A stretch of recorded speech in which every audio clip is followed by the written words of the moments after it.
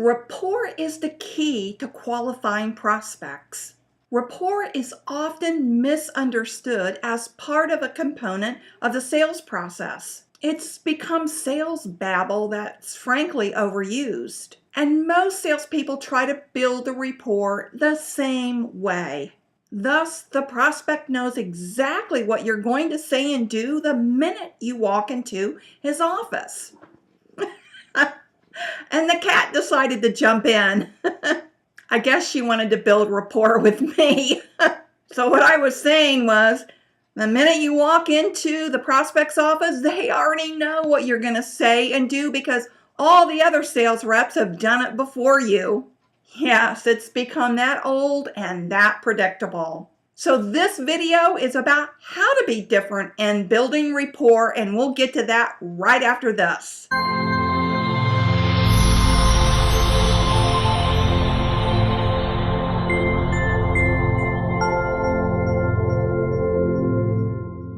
Hi, Christine Harrington here with the Savvy Sales Lady, your personal YouTube sales coach, helping you become savvier at selling so that you can help and support other people. Now, rapport is more than commenting on the prospect's family pictures in his office or his golf game.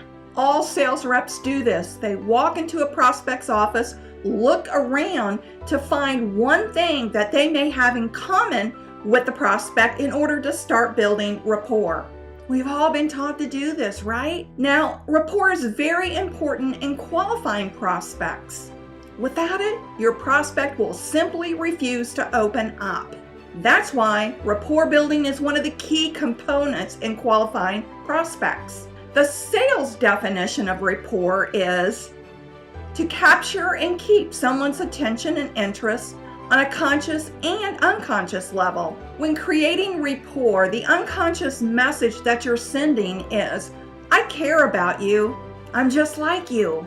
Rapport is created when people associate with other people of commonalities. For example, couples with children gravitate towards other couples with children around the same age. But also, rapport is created by looking for similarities. What comes to mind is politics. People tend to connect with other people who have invested interest and values in a political party. I use politics only as an example. I don't suggest that you use politics or religion to develop rapport in business situations because it's way too personal.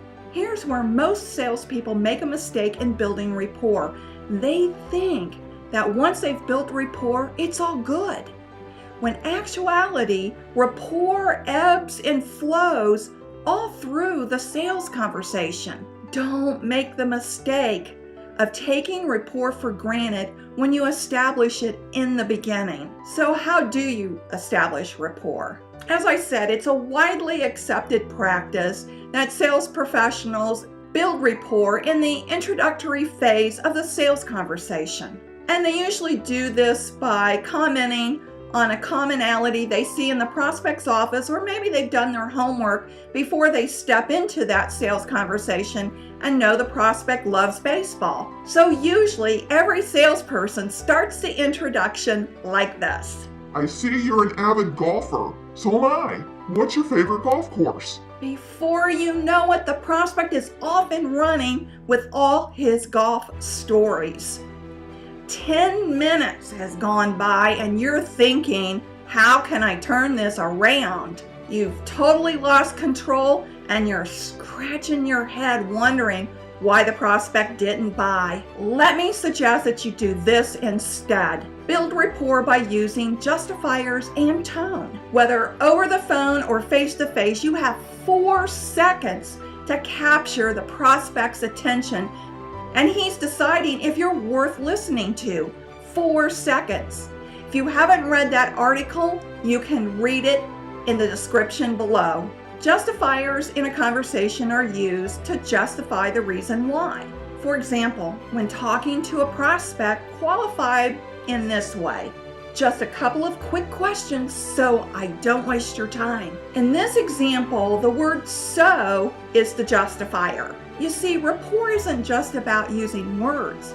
It's about connecting those words with certain tones. Think back to a situation where you had a conversation with someone that it was just a flat, monotone conversation, and every word the person said had the same exact monotone.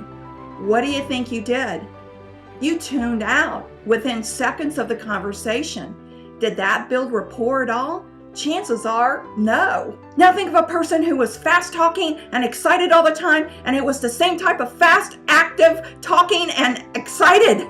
What was your impression? You probably thought that person was a fake and way too aggressive. That's why tone is important when conversing.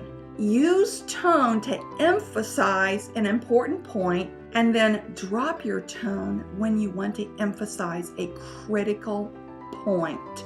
And actually, there's 8 critical tones to use for an effective sales conversation, and I'll be doing an upcoming video on that. So now let's go back to the beginning. My suggestion was to be different about building rapport than all the other sales professionals. Throughout the entire conversation, use justifiers and your tone. After the sale has been concluded, then you can talk about golf. Then you can talk about his family pictures or any other commonalities or similarities you may have with the prospect after the sale is done. Now, if you've enjoyed this video and it brought you value, will you share it with 3 of your friends? And if you haven't already subscribed to my YouTube channel, I want to invite you to hit that subscribe button right now. And don't forget, sales is a journey, not a quick trip around the block. Thanks for watching. Bye-bye.